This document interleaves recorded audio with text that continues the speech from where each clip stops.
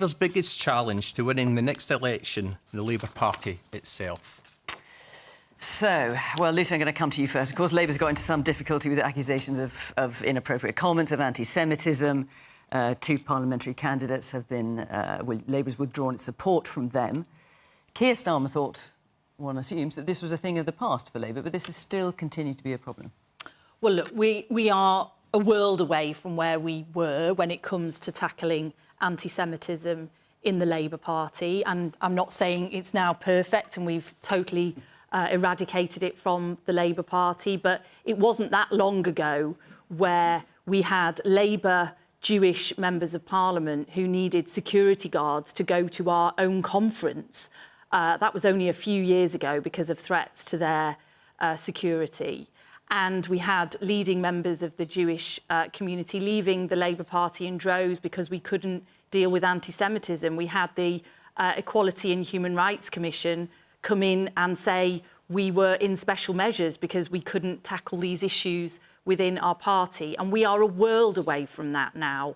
Under Keir Starmer's leadership, he has taken very difficult and long-term and consistent decisions to eradicate that from our party, such that the Equality and Human Rights Commission took us out of special measures about a year ago this week and commended the work that we've been doing, such that people like Louise Ellman, a former Jewish Labour Member of Parliament, she rejoined the party, came to our conference this year. Luciana Berger, a good friend of mine, she's rejoined the party and she's now doing some really important work for us on mental health. So we know this was a stain on the Labour Party, and that's why we've taken the action that has been taken to really eradicate that from within our ranks. And are you confident that you will see no more of these kinds of comments from within the Labour Party?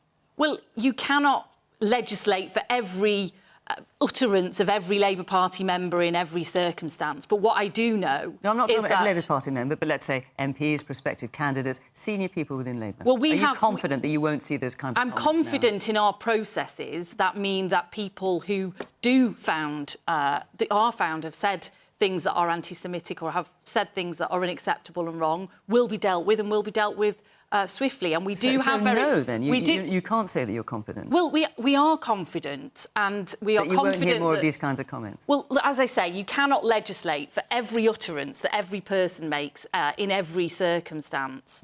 But what I can be confident about is that our candidates are very vetted, very highly vetted, and some, odd thing, obviously, as in this case, gets through the net. But we take it incredibly seriously. Keir Starmer has made it one of his key priorities as leader of the Labour Party. And as I say, we are an absolute world away from the stain on our reputation and from, frankly, the awful culture and environment that did pervade in the Labour Party many years ago. And we're now a world away from that. Graham. Well, I feel sorry for Lucy. I know she has been a stout defender of Jewish people, not least within the Labour Party all these years, and she has to come on here tonight and say what she's just said, that she's confident in the processes. We had the Rochdale candidate come out with the most egregious, appalling and awful racist rant on a conspiracy theory, and the decisive action was to say the leader, and he sent out people like Lucy to support that candidate. I mean, it was utterly terrible. I mean, imagine being one of those people.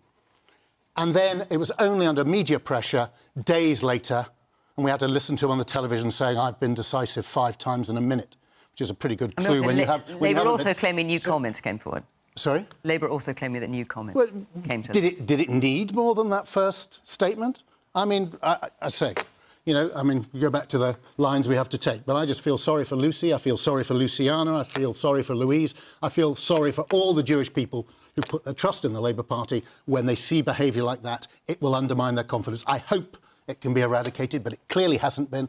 Labour has not changed despite what Keir has said, and he proved it just the other day. So I think they are back to square one again. And what I'd say to the country is this country doesn't want to be taken back to square one with Keir Starmer and Labour. That's why Labour is the number one enemy of its winning the next election. And the more people see of the reality, the less likely they are to vote for them. I mean, honestly, I have to, thank you for feeling sorry for me, but I really don't need your pity. I'm here, of my own volition, saying what I want to say about this topic, and I don't need to sort of take a lecture from you about that. Hang on a minute. Can you say how it took Keir Starmer so long? Hang on a minute. Right. What I will say is that Louise Ellman, Luciana Berger, Jewish Labour Movement for Europe, many Jewish leaders who do have confidence in the Labour Party, they've made that clear this week because they can see the trajectory that we have taken over the last few years. And obviously there were some comments made, there was a fulsome apology given for that, there was reassurances, there was no further comments that were made, it was out of character for that person. Then further comments came to light, and that is absolutely where the action was then immediately taken. And it is a big decision to withdraw support for a candidate when a by-election is already underway. This now means that the people of Rochdale, many of whom I know, because it's not that far from where I live, won't be able to cast their vote in the way that they want to, which is to vote Labour. So you can't take these decisions who else was lightly. There, Lucy? Will you come clean on who else was at the meeting? Do you know what, Graham? I honestly won't take lectures from you because we've had many by-elections in these last few years as a result of your MPs going around misbehaving, going around taking money for asking questions in Parliament, going around exposing themselves, exposing themselves to their staff, going around creating mayhem. Chris Pincher by name, Pincher by nature, who your Prime Minister said a by-election calls for that, when your party have stood by those people at every stage, and we've had by-elections. I will not take any lectures from you. Can I hang on. Can I also just point out that the Conservative Party has suspended a Conservative mayor and council in Salisbury over alleged anti-Semitic remarks on WhatsApp. So just for balance. Who was at the meeting? That's the interesting question. It wasn't a Labour Party meeting, as you know. There's lots of hands up, and I'd like to hear from the audience, if that's all right. Woman here in the red top. As much as it is nice to hear you quarrelling about who's that and who's that, what I want to know is, as well as you thinking that the processes, how you're dealing with it are effective, why is it allowed to happen in the first place? Because at the end of the day, the comments are still made, the people are still hurt from the comments that are still made, and the trust that Keir was trying to gain in the party as his main mantra, but also in the Conservatives and in the government in general, because quite frankly, who knows what's going to come out of your mouths these days? Why is that allowed to happen in a place that should be held with the highest regard in the country? OK, I will let you answer some of these, Lucy. I'm just going to get around the order. Yes, the young man there, yes, in the dark sweater, I think. How can you say that Keir Starmer has taken a decisive action on the matter when, like has been said, he's waited for a media pressure? And are we really supposed to believe that he's going to carry on to take decisive action in other areas when, at the minute, all he seems to want to say is vote for us because we're not the Tories? OK, and the woman further forward in the shawl here. With all of these comments, all of the politicians have done something and said something inappropriate. Is it not time we look... all of them? Well, no, not all, but, a lot of them. Is it not time we look at the ministerial code and apply it stringently? All right. Drew, do you want to come in on this? I mean, obviously, and it's worth pointing out the SNP has had issues with councillors and others in terms of anti-Semitism. Well, the wrangles with the Labour Party having with the anti-Semitism, of course, are a problem for them just now, and clearly it is a big issue. But the thing is, there's no room for hate of any sort. There's no room for anti-Semitism in politics, no room for Islamophobia. We should really be getting beyond that. It should be about what we can do for people. We've got folk in a cost of living crisis just now, and we're talking about issues of that are othering people, that are making people less than they should be. Brian's question was about the Labour Party, and are they their own biggest problem? I would say it goes beyond what we're talking about here. I think it goes to some of the U-turns that they've been making recently as well. The £28 billion a year pledge to invest in green energy, which has just been dumped. It's absolutely nonsense for the economy. It's something that should have been done. I know Jürgen in the past has mentioned that's the minimum required every year, and that's for our future. It's for tackling climate change, it's for building industry, and it's an investment. Those are the kinds of things that we should be talking about. But there's also other things like, you know, the rowing back on abolishing the House of Lords and everything like that. When you talk about trust, those are the kinds of issues that I think really do affect people. And that's why I think the Labour Party have got problems with this. And that's why, as they continue to go forward, they'll continue to have it. Unite the Union said that the Labour Party are outsourcing policy to the Conservatives. And that's the issue. Jürgen. Is Labour's biggest problem in the next election Labour itself?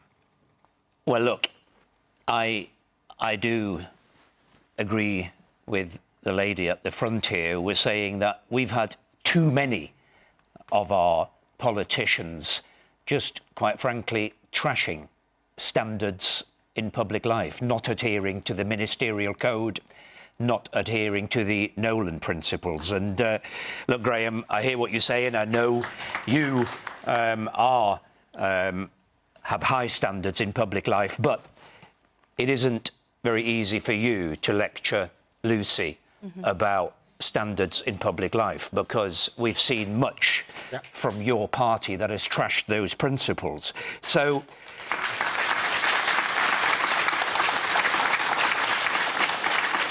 I, quite frankly, I thought it was quite refreshing when I saw Keir Starmer coming out and saying, I am going to make a decision here. You can argue about the speed in which it was made, but a decision ultimately was made that the MP that was standing in that area behaved in a totally inappropriate way, and I'm not going to support you. I mean, I think it's refreshing that we have that sort of leadership sticking up for good, responsible public order.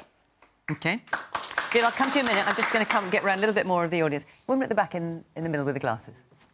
Yeah, I'd like to put this to Lucy, actually. I can't believe you can sit there and say that we can trust the management and regulation of things going on within the Labour Party when only recently Keir Starmer has U-turned again on green funding, green spending, and it's not the first time. There is a track record now of U-turns within the Labour Party. OK, I'll come back to you. The woman a little bit further forward in the blue sweater.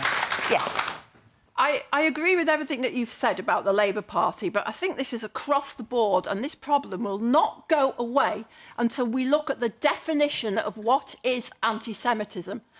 We can criticise Sudan and politics, we can criticise Indonesia, France, Germany, but you say a word against Israel and you're anti-Semitic. And it's Do you mean a word against Israel or a word against the Israeli government? The Israeli government and Israel, generally. Anti-Semitism should be about a faith and something against Jewish people. I have been in countless marches surrounded by Jewish people shouting things which, if I said, I'd be accused of anti-Semitism, and Jewish people could say. It's a political thing, and we need to look at that definition of what anti-Semitism is, and I think at the moment it's wrong. OK, all right. There'll be people who disagree with you, obviously, but I hear what you say. Is the person further forward? Yeah. So, obviously, anti-Semitism is reprehensible, but the Tory party seems to encourage xenophobia, which should also be equally reprehensible, but it seems to be excused within the Tory party.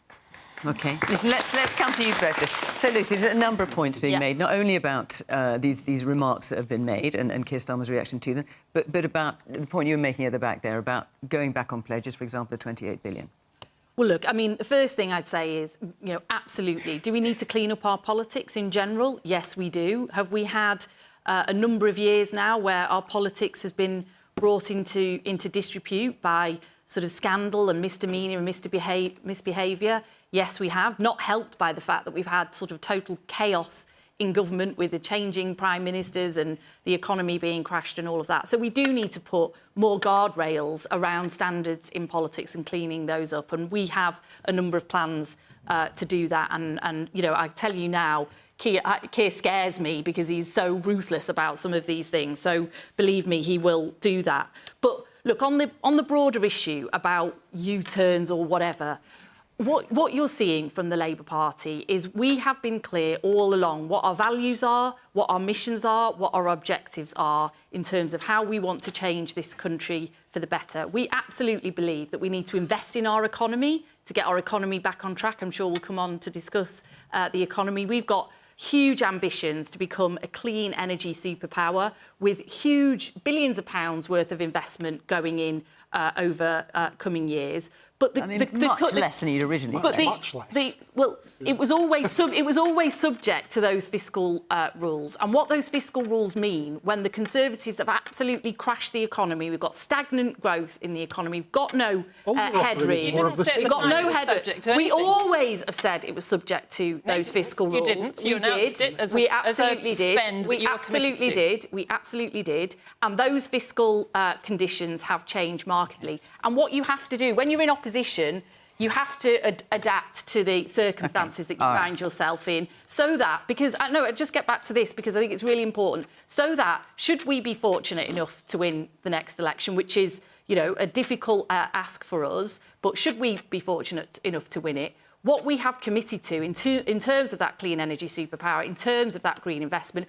we know for a fact we can deliver that. And that is going to help in terms of the reputation of politics as a whole. Jill, you've been very patient. Forgive me for making you wait so long. So the original question is Labour's biggest challenge to winning the next election, the Labour Party itself. Yep. OK, I think I just want to bring us back for a moment to the shocking nature of what the candidate for Rochdale said. And he was only known by Keir Starmer to have said it because somebody in the room was obviously so disgusted they recorded it. But nobody within the room beyond him seems to have taken any action. After what took place on October the 7th, when people were burnt alive, raped in front of their families, babies beheaded, kidnapped, the most horrific terrorist attack you can imagine. If any of you have seen the film, you will have been sleepless afterwards. This was a hideous thing to happen. Absolutely hideous. And everybody surely would join in condemning it. The Labour candidate for Rochdale claimed that was arranged, in effect, that Israel gave the green light to that to happen so they would have an excuse to invade Gaza. Can you imagine, supposing people talked in those terms about the Holocaust? Oh, well, the Jews brought it on themselves. They wanted it to happen. They wanted to be murdered in their thousands.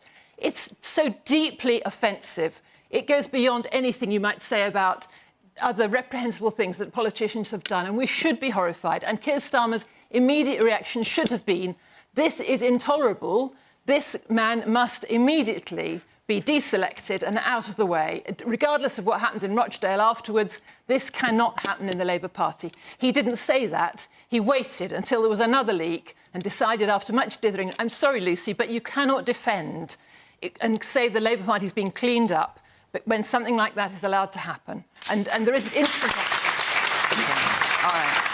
Listen, I'm gonna move on and take another related question. Lots of you wanted to ask about Labour, and lots of you wanted to ask this next question. So let's hear it from Sophie Al-Khaled. I hope I pronounced your name correctly, Sophie. Yes. With nearly 30,000 dead in Gaza since October 7th, half of which are children, what else do the people there have to endure for the UK government to call for an immediate ceasefire? Graham. Well, what we need is an immediate pause, and we need to get aid in, and we need to get the hostages out. And we need to ensure that Hamas, a terrorist organisation that carried out the atrocity that Jill just described, that they are no longer running Gaza. We have to ensure that... Can I just be clear? Because when you talk about we need to call for an immediate pause, and Sophie's talking about why there should be an immediate ceasefire, how do you see the difference? Well, because Hamas is a terrorist organisation... No, I'm not asking that. But what's the difference in your mind, in the government's mind, between calls for an immediate pause and an immediate ceasefire? Well, what we need is an intervention so that we do not have terrorists controlling the whole area who are dedicated to the death of every single Israeli citizen and the destruction of that country. How could anyone tolerate the atrocity and then the continuation of a group who will only regroup in order to dedicate themselves to their fundamental aim, which is the death of every single one of your citizens? That's the situation. That's why we must, you're absolutely right, Sophie, to highlight, the level of suffering and the need to minimise that, to ensure, as we do engaging with the Israelis to influence them as much as we can to ensure that they're proportionate in what they do. But what we need to do is we need to get those hostages freed. We need to get aid in. We need to ensure that that there is, if military action has to continue by the Israelis, that it is done in as proportionate a manner as possible with a maximum preparation to minimise civilian impact. But it is impossible to say that they should sit there and allow an organisation dedicated to the death of every one of their citizens to continue to be in charge. It's intolerable and it cannot be allowed. But we must also pressure them to behave in the most responsible manner possible. Drew. These are nearly 30,000 innocent children, women and men caught up in this action at the moment. There needs to be an immediate ceasefire. Did anybody see the footage today of a hospital being attacked and a patient receiving treatment dying in that hospital during the attack? This is a horrendous situation. Lack of food, lack of water, lack of electricity, lack of fuel. People are suffering. They're not only suffering death and privation, but they're suffering from the absolute terror that this is imposing on them at the moment. The only way to get aid in, to get things sorted out, is to have an immediate ceasefire. Not a pause. What does a pause mean? But you know not a pause, a ceasefire. No, let me finish. No, let me finish. What we need is an immediate. What we need is an immediate ceasefire. People have a right to be treated in hospital. They have a right to be able to live. They have a right to get food and water, and those things are being ignored at the moment. We need a ceasefire, and the SNP will be bringing forward a vote on Wednesday in the House of Commons calling for an immediate ceasefire. And I want to see the Labour Party support that. I want to see the Tory Party support that. I think everybody should be supporting that. Do you think Hamas are concerned about their own citizens? Do you think Hamas should be in hospitals, building a terror network under hospitals? Hamas are not the ones who are dying in their droves at the moment. Hamas are enabling their citizens to die. Innocent children, women and men are dying just now. So what They're do you getting do? injured. So what do you do about Hamas? Well, you have a ceasefire, you allow proper aid to get in, you allow a sustained period for people. Hamas regroup and rearm. Hamas are using the aid you can't punish, you can't collectively punish nearly 30,000 people and more. We're talking about millions of people here that are under pressure. You can't collectively punish the people of Gaza for the actions of a group. That doesn't make sense, and it's not international law. It's, this is a massive breach of international law. This should not be happening. It is a ceasefire that is needed so that people can get some normality back. Well, they won't get normality back into their life, but so they can get some rest back. So Jill, what's your response to Sophie's question there? Is it there should be... Israeli children that were killed on October 7th. Why isn't your heart breaking for the Palestinian children that are dying? My heart breaks for everyone who died. Why isn't Israeli life more valuable than a Palestinian life? Why? I don't. Have you seen the videos of the babies? Let her answer. You've made your point, so if I hear you, let her answer. Relative values.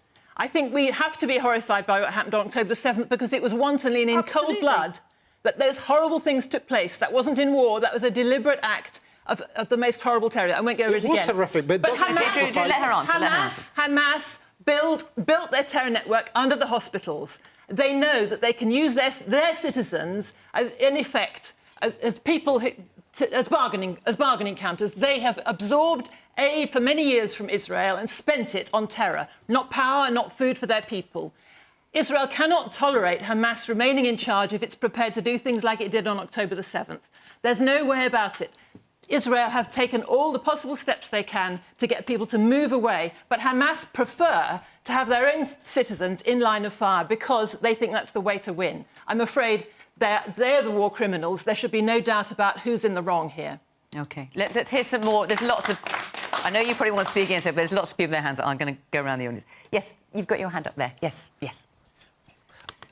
Talking about a ceasefire is too short-term. Why is no one actually talking about peace? What is a vote on Wednesday going to do in the UK to stop Netanyahu ruining any hope of peace in the Middle East? I'm the chair of the Lancaster and Lakes Jewish community. You cannot just call for a ceasefire and expect things to stop in Westminster. What good will that do? We need to free the hostages. Fighting needs to stop. Lives need to stop being lost and stop dilly-dallying over fake democracy here and actually have the government in power do something to act for peace. OK. Yes. I guess we have talked a lot and we know there are many horrendous acts happening over there. And for time being, we agree that Hamas is a terrorist organization.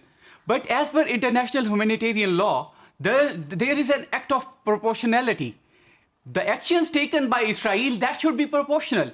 We need to see, like, we cannot literally sleep at night once we see the kids killed over there. The point of time at this moment is that all the major powers, UK, United States, they should take some actions that should have a sustainable peace in the Palestine. It's for Israel as well. Instead of supporting those, we should go for a sustainable peace in that region so that the people of that region, they can live a peaceful life and they have all those amenities. I don't know, like, the people who are just saying, like, they are defending the acts done by Israel. I don't know how they are able to sleep at nights. Like, you see the horrific scenes, people just lying on the roads, the small kids, 6 months, year-old kids. How can we let that happen? Woman here in the front. Hi. So before you said it was rather refreshing in terms of politicians, talking about it, but no one can give a clear answer. Like, are we going to have a ceasefire? Are we going to have a peaceful vote? There is never a clear answer from regardless of who you are, no matter if that is Conservatives, SNP, Labour. All we want to know is what action we're going to take in this international stage. We are one of the world leaders in international peace and security. What is next? Can anyone, and I mean anyone, give me a solid answer? I want that refreshing answer that was promised before. So when you say none of the party committing to anything, are you saying that the SNP, for example, calling for an immediate ceasefire, that is a meaningless gesture? Is that what you mean? No, I feel like a ceasefire in terms, it's not to say that it's a political statement to garner support. It's not to say that. But a ceasefire, as we've discussed, isn't a permanent option. It's not longevity. We need something in the long term that is going to resolve this. We can't just call a ceasefire. That is not how international law works. You cannot rely on the other side to go, OK, hands up, we're in the wrong. But we can't also just go, let's get Hamas out. It's a multitude of factors. You need to approach both as a ceasefire to set that example across the international stage that we have been involved directly, to then move to that direct involvement of removing hostages, to protecting these children's lives. I don't know how anyone can stand there and not agree in the idea of a ceasefire and direct action when you've got people who are younger than me who are just absolutely terrified of what they're going to lose. So, as a clear answer, yes, a ceasefire would be great, but it is just almost a political promise to garner support. So what is next? What is the longevity of it? It is, as you point out, a massively complex problem, isn't it? So, Lucy, what is next? I mean, there can't be a single person in this room who does not want the fighting to end in some way, shape or form. Absolutely. How do we get to that point? Absolutely. We all want the fighting to end. We all want to see an end to the needless loss of life that we've seen. We all want to see an end to the famine and the hunger and the tragedy that is now ensuing in Gaza as well. And you're absolutely right. It is an incredibly complex, long-standing, difficult sort of issue, which, I wish we could sit here this evening and even get to the beginning of solving. And to do that, we do need, of course, the first step to that is a sustainable, permanent ceasefire. So if you were in government now, Lucy, how would you go about doing that? Well, yeah, and we're already... Or do you think, in fact, you can't really have any influence at all? Well, we can. We're an important nation. We're a permanent member of the UN Council. Great Britain, the UK, we do have an important role to it. Obviously, we're not directly involved, but we have even been doing that as an opposition party. Our leaders have been out there. I just said we need a sustainable ceasefire. If you just let me finish. I don't think... An immediate ceasefire. Do you know what? I don't think a single person benefits from you attacking me like that. We're all trying to stop the loss of innocent lives here in Palestine. And what I've just said is the fighting needs to stop. We need a sustainable, permanent, real ceasefire. Then we need a political process to get to that two-state solution that has long been what is needed in that region. And that means a recognised Palestine state that is free and secure. It means an Israel that is safe and secure with the right to exist and not be threatened by its neighbours all the time. And we need a new process to get to that. The processes that we've had, the quadrant and the various sort of mechanisms over the last few decades have failed. And that's why we're in the situation that we're in. So, we want to see, I think, like anybody watching this to end and there to be that permanent, sustainable ceasefire. Okay. But really, we're only going to deal with this with a political process to a two-state solution. Jürgen. Yeah. So Sophie's point is, how many more people have to die? I'm paraphrasing you, Sophie. How many more people have to die before the UK government calls for an immediate ceasefire? So should it be? Well, look, we shouldn't want to wait another minute. The issue in this debate is, I find that, in this incredibly polarised world we're in, you're always forced to sort of almost have to take sides. And I think this debate is sort of forcing to take sides. And I genuinely struggle to take sides. Of course, the attack on October the 7th was horrific, evil, terrible. But we're all just looking at innocent people losing their lives on all sides now. Yeah. So I am with Lucy. This debate here doesn't really move us forward very much. What we have to do is encourage our politicians here, in the USA, in the European Union. I do think we need some local actors to help, whether that's a Jordan or a Qatar. And these people need to come together and work out what is the solution for a permanent peace and to absolutely stop these atrocities. So not one more life, which of course is naive and won't happen, but, let's get those people together and really stop it. And I honestly cannot believe that with all the intelligence that we have in the USA, in the UK, in the European Union, that we can't find another way of rooting out the horrible, terrible Hamas, but at the same time protecting the innocent civilians in Gaza. Okay. All right. Now, this is a subject I have no doubt we will return to, so I'm gonna park it for now.